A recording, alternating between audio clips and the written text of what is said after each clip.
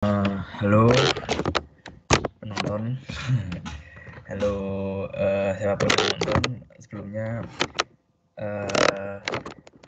perkenalkan, nama saya Nabil Amri Ghazali dengan NIM 2101118133019, hendak mempresentasikan rangkuman laporan rekayasa nilai untuk kasus ke-10 tentang I20 eastbound from I-285 to CR5150 Panula Road, dalam rangka memenuhi tugas rekayasa nilai kelas B dosen pengampu Jati Utomo Dwi Hatmoko, Pak Jati Utomo Dwi Hatmoko, STMM MSc PhD. Semoga bermanfaat dan penonton dapat mendapatkan manfaat dari presentasi yang akan saya sampaikan. Sebelum kita masuk ke rekayasa nilai dari proyek itu sendiri, saya akan menjelaskan deskripsi proyek itu sendiri, deskripsi proyek dari yang I20 tadi.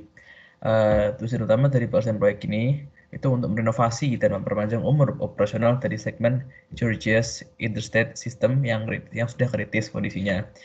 Nah, proyek yang diajukan sebagai bahan analisis rekayasa nilai atau dilakukan value engineering dimaksudkan atau bertujuan sebagai mencari solusi jangka pendek atau short term untuk segmen tadi yang disebutkan, segmen I20 di antara I285 hingga Panola Road ya. Solusi temporer atau sementara diidentifikasikan GDOT itu sebagai Georgia Department of Transportation sebagai cara untuk memberikan peningkatan operasional hingga proyek yang berskala lebih besar, yaitu jadi I20 is dengan kode sekian ya dari Columbia Drive to Evans Mill Road. Jadi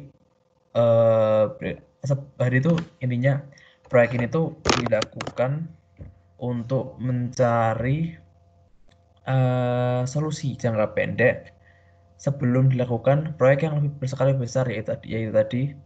Jadi sebelum proyek yang lebih besar dapat diimplementasikan, maka diharapkan proyek ini yang I20 untuk segmen I20 ini dapat dibenahi terlebih dahulu.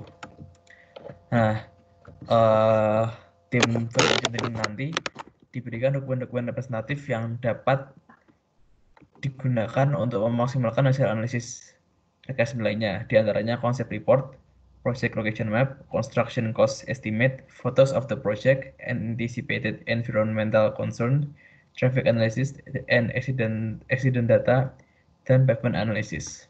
Jadi ini data-data ini nanti akan diberikan oleh pihak-pihak terkait, mungkin dari GDOT atau dari pemerintah pusat tadi, pemerintah sekitar tadi, lalu diberikan kepada tim value engineering untuk dapat memaksimalkan atau dapat memaksimalkan hasil analisis value engineering sehingga didapatkan rekomendasi dan saran yang yang sangat yang terbaik dan diharapkan mendapatkan penghematan dana yang maksimal pula. Berikut berikut dana dari per item proyek ini.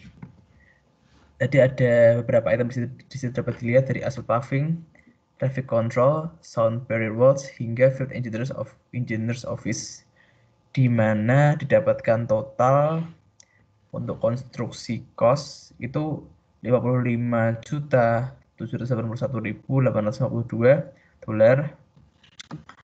dengan total konstruksi setelah dikalikan dengan faktor 10% didapatkan $61.654.088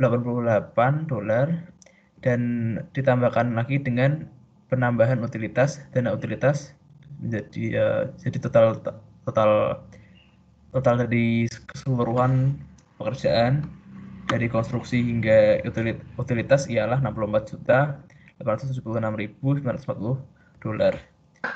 Dan di sini sudah dibagi-bagi juga dalam bentuk Pareto, di mana kan menggunakan konsep 20%, 80%. Jadi 20%, 80%, di mana 20% item proyek itu tuh sudah yang melingkupi 80% dari dana keseluruhan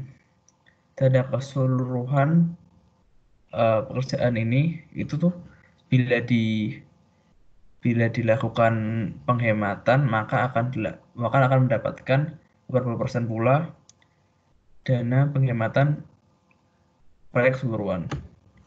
Dapat dilihat juga, ini kan sudah dibagi dari dana terbesar yaitu 12.125.000 dolar, lalu semakin ke bawah semakin berkurang.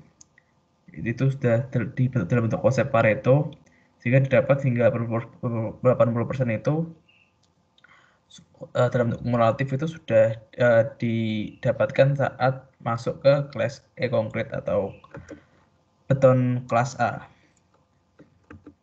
Lanjut, untuk proses analisis value engineering itu sendiri. Jadi value engineering itu, proyek ini terdiri dari 4 orang, Yang pertama ada Charles R. McDuff, PE CVS Life, yang berasal dari PBSNG sebagai ketua tim dari value engineering ini. Lalu yang kedua ada Luke Clarke, PE AVS dari PBSNG sebagai senior highway design engineering. Lalu yang ketiga ada Kevin Martin, ESG AVS dari PBSNG sebagai highway construction specialist. Dan yang terakhir, yang keempat, ada Ramesh Kalva PE AVS dari CSI sebagai senior bridge design engineer. Lalu langkah-langkah yang dilakukan dalam melakukan analisis value engineering di sini yang dilakukan oleh tim value engineering itu ada 7. Yang pertama ada investigasi atau informasi, yang lalu dilakukan analisis, ketiga spekulasi, lalu dilanjutkan dengan evaluasi, setelah itu development atau perkembangan, lalu rekomendasi dan presentasi di akhirnya. Nah, nantinya hasil analisis dari tim value engineering merupakan komponen atau unsur dari fase presentasi. Nah, sebagai bentuk dari presentasi VA workshop di Atlanta, ya jadi yang tim value engineering di sini tuh mereka juga berpartisipasi dalam workshop value engineering yang diadakan di Atlanta ini. Nah, sebagai bentuk partisipasinya itu, mereka mengadakan presentasi informal dari hasil analisis yang mereka lakukan di hari terakhir workshop. Itu tuh bertujuan untuk memformalitaskan atau mengumumkan hasil workshop dan memberi mangkung atas implementasi rapat formal yang memaparkan dan mendiskusikan alternatif dari segi desain yang ada 3 itu disetujui, rekomendasi untuk kedepannya atau yang ditolak. Lalu kita masuk ke hasil analisis dari value engineering tadi. Jadi dari 7 ini, dari investigasi informasi untuk mendapatkan item-item dan fungsi-fungsi yang dimiliki oleh pekerjaan itu, lalu ada dilakukan analisis, nantinya akan didapatkan fungsi-fungsi yang lebih jelas dan lebih detail dari pekerjaan itu. Dilakukan spekulasi dan dilakukan evaluasi dan hingga sampai development dan perkembangan, dapatkanlah 9 alternatif yang sebelumnya didapatkan 40 ide alternatif dan dikerucutkan saat dilakukan berbagai analisis tadi. Satunya mungkin ada brainstorming, itu dapatkan dan dipilih sebagai ide alternatif yang memenuhi seluruh kriteria dan ketentuan yang ditetapkan oleh tim VA dan stakeholders-nya. Menurut VA itu ada 9 dan kita akan bahas setelah ini. Pertama ada alternatif SC1 atau SC1.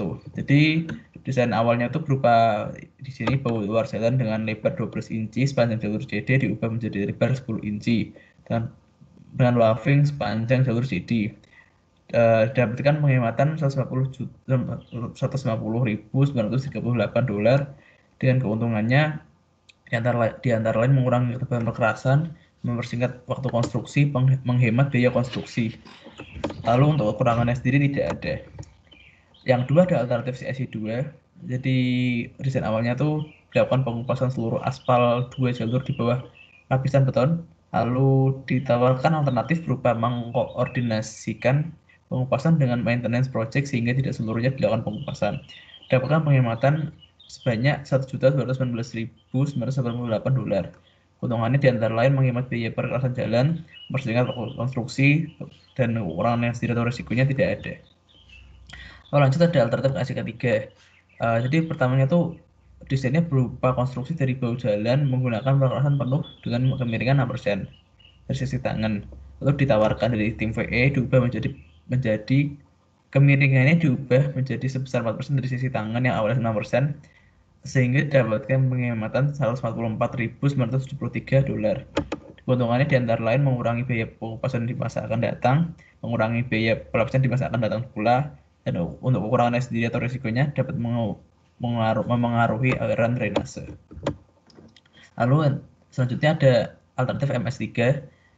Jadi desain utama itu median menggunakan beton tipe 26 dari STA 6 STA 65 hingga STA 135, lalu ditawarkan alternatif atau rekomendasi berupa median beton menjadi menggunakan double face guard rail tipe W Inleo beton barrier rail. Jadi STA sama dan didapatkan penghematan yang cukup besar yaitu $1.093.397.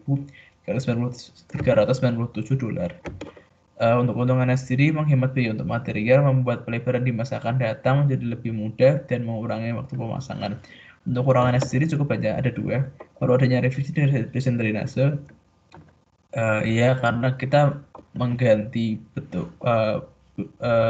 median betonnya juga dengan menggunakan bahan yang lain. Lalu yang kedua meningkatkan biaya maintenance pula. Jadi mungkin untuk kedepannya akan lebih memakan biaya lebih banyak karena maintenance-nya biaya perawatan atau maintenance-nya meningkat. Lalu selanjutnya ada alternatif MS4. Awalnya desain drainase menggunakan pipa beton, lalu ditawarkan alternatif atau rekomendasi lain berupa desain dengan menggunakan pipa baja. Penghematan yang didapatkan sebanyak $74.360, maaf, $74.360, dan keuntungan dapat mengurangi biaya drainase, lalu mengurangi kebutuhan konstruksi dan kekurangannya sendiri tidak ada. Lalu yang selanjutnya ada alternatif RW1. Desain awal dinding penahan tanah atau DPT yang dari CIP itu sudah sesuai standar dari GDOT atau Georgia Department of Transportation.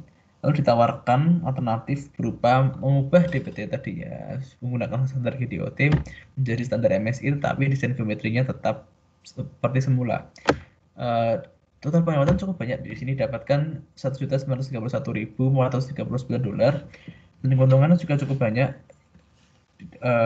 Ada 5, yaitu menghemat biaya, mengurangi waktu konstruksi, desain standar GDOT sudah tersedia, meningkatkan estetika, dan dalam koridor jalan ini sudah ada dinding MSA yang digunakan. Untuk kekurangan atau risiko sendiri tidak ada.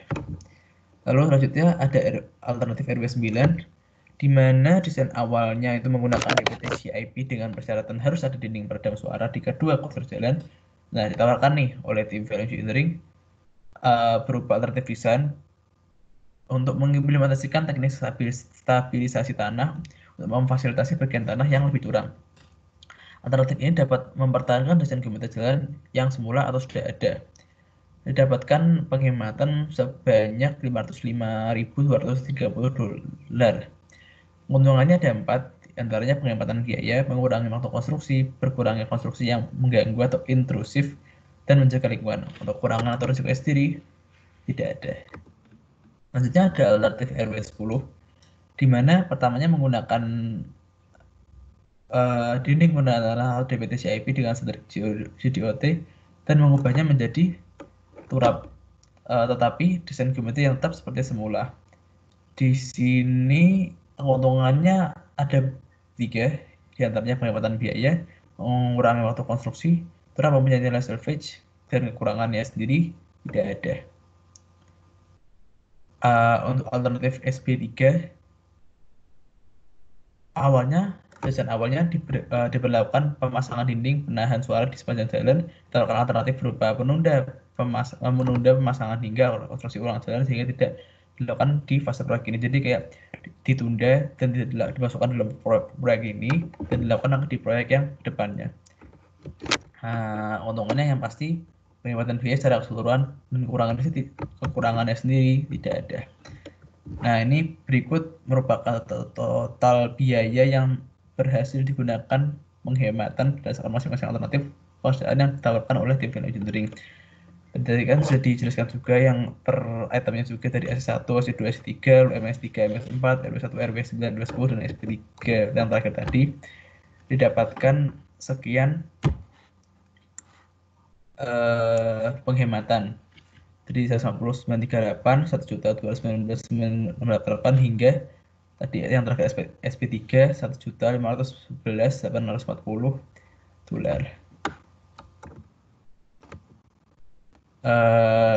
Itu aja.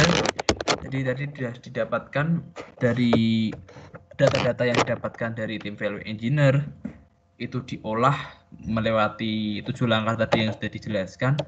Lalu dapatkanlah 40 ide yang dikerucutkan berdasarkan fungsi-fungsi yang dipunyai dan kriteria-kriteria dan standar yang sudah ditentukan di awal oleh tim value engineer dan stakeholders terkait. Dapatkanlah 9